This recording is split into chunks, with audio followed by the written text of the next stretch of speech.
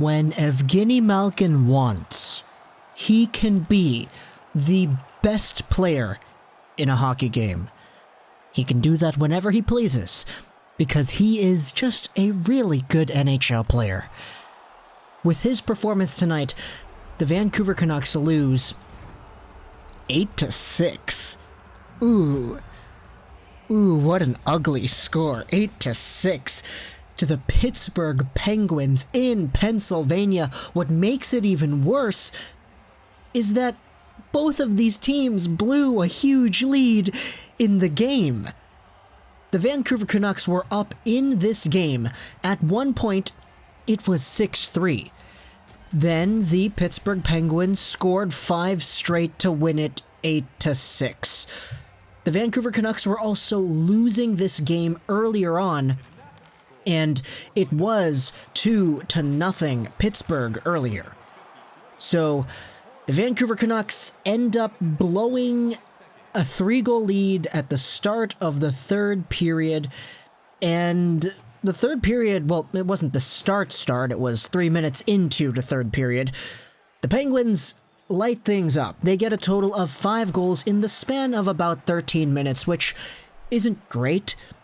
5 goals in 13 minutes, 4 goals in about, 10 minutes on Thatcher Demko. But a lot of that doesn't have to do necessarily with Thatcher Demko. Sure, you could say, hey, your goalie is supposed to bail you out in those situations, which, to his credit, he did do a pretty solid job for the majority of the game in net. He stopped a total of 32 saves on 39 shots, which is not terrible, but the fact of the matter is, a lot of this has to do with how the Vancouver Canucks handled their 6-3 lead. And in particular, it has to do with how they responded after giving up the 4th Penguins goal, where the Canucks still had the lead, but it was 6-4, and at that point, there were about 14-ish minutes left to play in the third period. In that situation, the Vancouver Canucks had to play 14 minutes of solid, defensively sound hockey that they honestly could have given up a goal because they were up 6-4, 14 minutes to go, and ultimately they blow it, they lose 8-6, and it's a regulation loss, so yeah. Overall, though, let's not talk about the negatives only, let's go over the Vancouver Canucks and their positives, because starting things off, the first period was just a really good performance by Evgeny Malkin, the playmaker, the big power forward, arguably one of the best centers in the league behind Sidney Crosby, and it's been like that for years.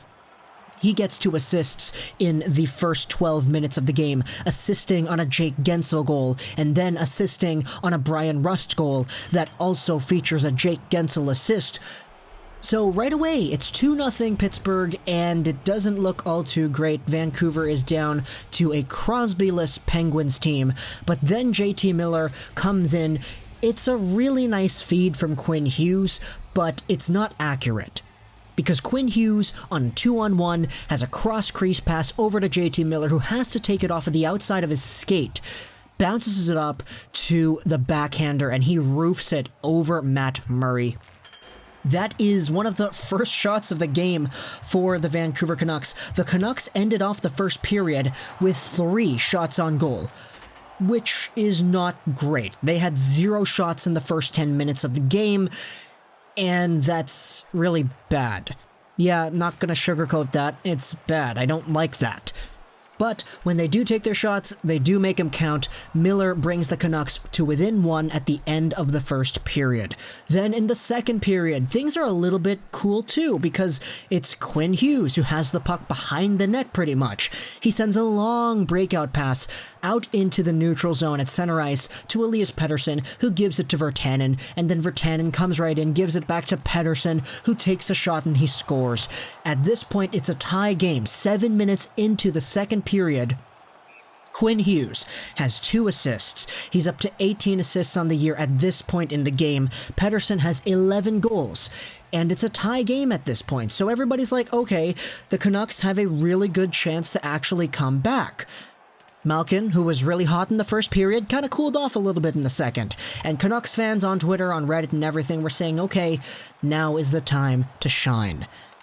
And shine is what Jake Virtanen did with approximately a minute and 40 seconds left in the second period.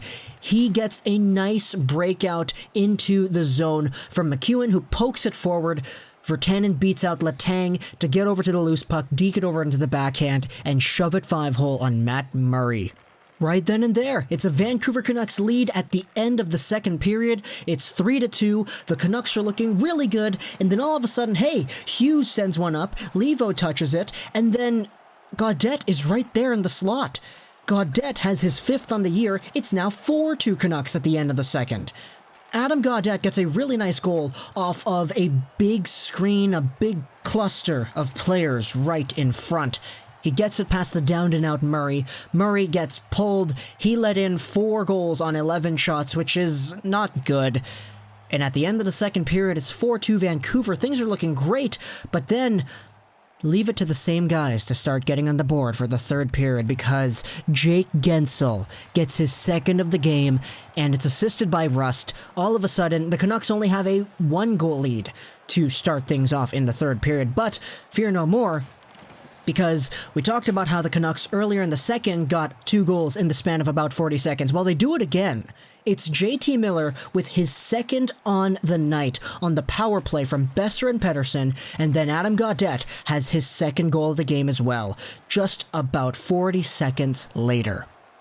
So, all of a sudden, it's 6-3 Vancouver. The Miller goal, it's a really nice play. Pettersson goes over to Boeser for a one-timer. It bounces off the back out in front from Miller, who takes a shot, and it's in. Adam Gaudette, he kind of stops up in the offensive zone, spins around, takes it himself, shoots it off the post, and in. So, the Vancouver Canucks faithful getting it done, giving themselves a 6-3 lead. But then all of a sudden, just 3 minutes later, Dominic Cahoon scores, and it's 6-4 Vancouver. And at this point, this is when the Canucks look scared. They look really scared.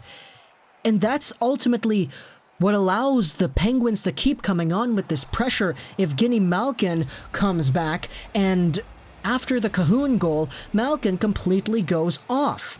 He gets himself 3 points from the 6-minute mark of the third up until the end of the game. Ends things off with 5 points on the night. Malkin gets a goal, Aston Reese gets a goal, Letang gets a goal to ultimately take the lead, and then Malkin gets the empty netter as Elias Pettersson falls to his knees to try and check him off the puck. It's 8-6 Vancouver, in a game where the Canucks just stepped off the gas pedal, in a game where the Canucks took their aggressiveness level, their aggression, their overall drive, and turned it down a notch or two as the third period went on. Because a lot of Canucks fans are watching this and saying, okay, I'm not surprised, honestly, you could see this coming from a mile away. Look at their body language, look at how they were pouncing on pucks after the Cahoon goal to bring the Penguins to within 2 in the third period. You could see it. The body language was just not as engaged as before. When the Canucks were scoring goals, they looked really dangerous. And sure, a lot of that has to do with Matt Murray not making those saves. But the bottom line is they were still scoring goals. Hughes had 3 points. Pettersson had 2 points. Miller and Gaudette had 2 goals. This was a great offensive night for the Vancouver Canucks, but they couldn't get it done in their own end, and once that certain point in the third reached its climax, the Vancouver Canucks just stopped being effective. And this is what we talk about when we talk about identity with the team. The identity of the Vancouver Canucks hasn't been established yet. This is not a team that can keep on fighting and claw their way forward into tying up a game late. This is just a team that, once the momentum swings one way or another, they just lean with it, and they can't break that. Which is why I think this Canucks team isn't necessarily all it's hyped up to be. On paper, it looks great. But this game, man, if there's any team to lose to, it's a Sidney Crosby-less Pittsburgh Penguins. Sure, Malkin is one of the best players in the world, but Malkin had his way with the Canucks tonight. And that's not great. It's awesome being a Canucks fan, isn't it? Hope you enjoyed this video, Nine. And Bye.